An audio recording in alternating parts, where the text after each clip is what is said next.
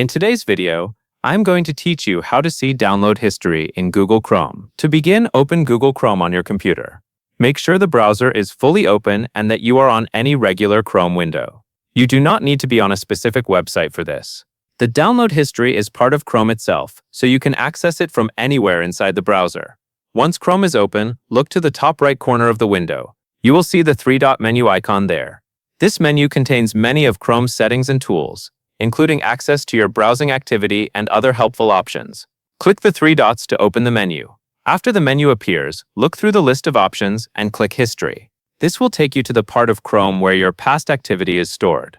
From there, you can view your browsing history, and you can also access your download-related information from within Chrome's history area.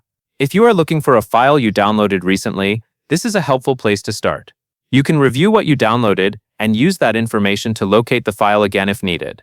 This can save time if you forgot the file name or are not sure where it was stored on your device.